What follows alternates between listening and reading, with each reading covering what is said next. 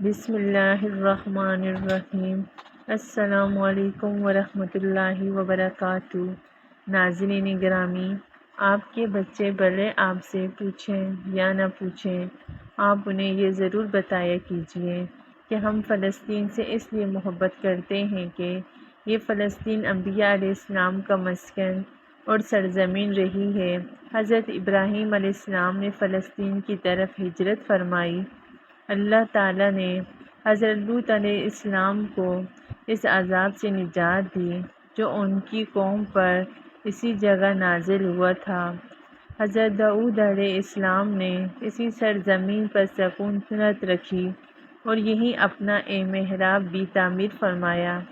حضرت سلیمان علیہ السلام اسی ملک میں بیٹھ کر ساری دنیا پر حکومت فرمایا کرتے تھے۔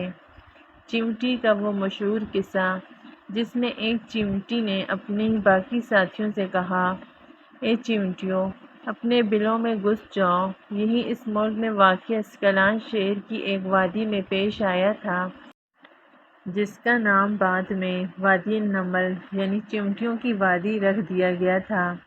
حضرت زکریا علیہ السلام کا محراب بھی اسی شہر میں ہے۔ حضرت موسیٰ علیہ السلام نے اسی ملک کے بارے میں اپنے ساتھیوں سے کہا تھا کہ اس مقدس شہر میں داخل ہو جاؤ۔ انہوں نے اس شہر کو مقدس اس شہر کے شرک سے پاک ہونے اور انبیاء علیہ السلام کا مسکن ہونے کی وجہ سے کہا تھا۔ اس شہر میں کئی معجزات وقوع پذیر ہوئے جن میں ایک کنواری بی بی حضرت مریم علیہ السلام کے بطن سے حضرت عیسیٰ علیہ السلام کی ولادت مبارکہ بھی ہے۔ حضرت عیسیٰ علیہ السلام کو جب ان کی قوم نے قتل کرنا چاہا تو اللہ تبارک و تعالیٰ نے انہیں اسی شہر سے آسمان پر اٹھا لیا تھا۔ ولادت کے بعد جب عورت اپنی جسمانی کمزوری کی انتہا پر ہوتی ہے، ایسی حالت میں بی بی مریم کا کھجور کے تنے کو ہلا دینا بھی ایک معجزہ الہی ہے۔ قیامت کی علامات میں سے ایک حضرت عیسیٰ علیہ السلام کا زمین پر واپس تشریف اسی شہر کے مقام سفید مینار کے پاس ہوگا۔ اسی شہر کے ہی مقام باب لد پر حضرت عیسیٰ علیہ السلام مسیح دجال کو قتل کریں گے۔ فلسطین ہی ارض محشر ہے۔ اسی شہر سے ہی یاجوج و ماجوج کا زمین میں قتال اور فساد کا کام شروع ہوگا۔ اس شہر میں وقوع پذیر ہونے والے قصوں میں سے ایک قصہ طالوت اور جالوت کا بھی ہے۔ فلسطین کو نماز کی فرضیت کے بعد مسلمانوں کا قبلہ اول ہونے کا اعزاز بھی حاصل ہے۔ ہجرت کے بعد حضرت جبرائیل علیہ السلام نے دوران نماز ہی حکم ربی سے حضور صلی اللہ علیہ وآلہ وسلم کو مسجد اقصیٰ فلسطین سے بیت اللہ کعبہ شریف یعنی مکہ مکرمہ کی طرف رخ کرا کر گئے تھے۔ جس مسجد میں یہ واقعہ پیش آیا وہ مسجد آج بھی مسجد قبطین کہلاتی ہے۔ حضور اکرم صلی اللہ علیہ وآلہ وسلم معراج کی رات آسمان پر لے جانے سے پہلے مکہ مکرمہ سے یہاں بیت المقدس فلسطین لائے گئے۔ سرور عالم صلی اللہ علیہ وآلہ وسلم کی اقتداء میں انبیاء علیہ السلام نے یہاں نماز ادا فرمائی۔ اس طرح فلسطین ایک بار پھر سارے انبیاء علیہ السلام کا مسکن بن گیا۔ حضرت ابو ذر رضی اللہ تعالیٰ عنہ کہتے ہیں کہ میں نے رسول اللہ صلی اللہ علیہ وآلہ وسلم سے عرض کیا کہ زمین پر سب سے پہلی مسجد کون سی بنائے گی؟ تو آپ صلی اللہ علیہ وآلہ وسلم نے فرمایا کہ مسجد الحرام یعنی خانہ کعبہ۔ میں نے عرض کیا کہ پھر کون سی مسجد بنائے گی؟ تو آپ صلی اللہ علیہ وآلہ وسلم نے فرمایا کہ مسجد الاقصیٰ یعنی بیت المقدس۔ میں نے پھر عرض کیا کہ ان دونوں کے درمیان کتنا فاصلہ تھا؟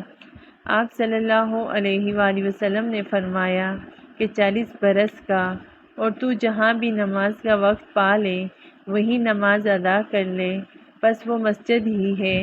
وصال حضرت محمد صلی اللہ علیہ وآلہ وسلم کے بعد حضرت ابو بکر صدیق رضی اللہ تعالیٰ عنہ کو ارتداد کی فتنہ اور دیگر کئی مشاکل سے نمٹنے کے لیے عسکری اور افرادی قوت کی اشد ضرورت کے باوجود بھی ارض شام فلسطین کی طرف آپ صلی اللہ علیہ وآلہ وسلم کا تیار کردہ لشکر بھیجنا بھی ایک ناقابل فراموش حقیقت ہے۔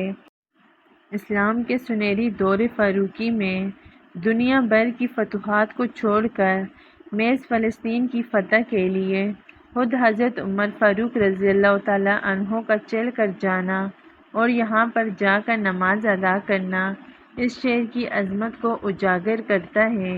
دوسری بار بہینہ معراج کی رات بروز جمعہ 27 رجب 583 ہجری کو صلاح الدین ایوبی رحمۃ اللہ علیہ کے ہاتھوں اس شہر کا دوبارہ فتح ہونا بھی ایک نشانی ہے۔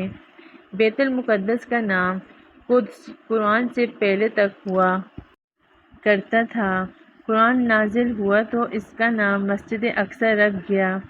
قدس اس شہر کی اس تقدیس کی وجہ سے ہے جو اسے دوسرے شہروں سے ممتاز کرتی ہے۔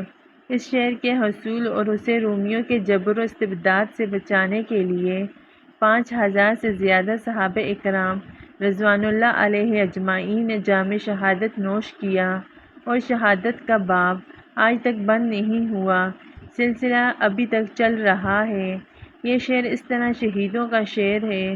مسجد اقصی اور بلاد شہر کی اہمیت بالکل حرمین اور شریفین جیسی ہی ہے۔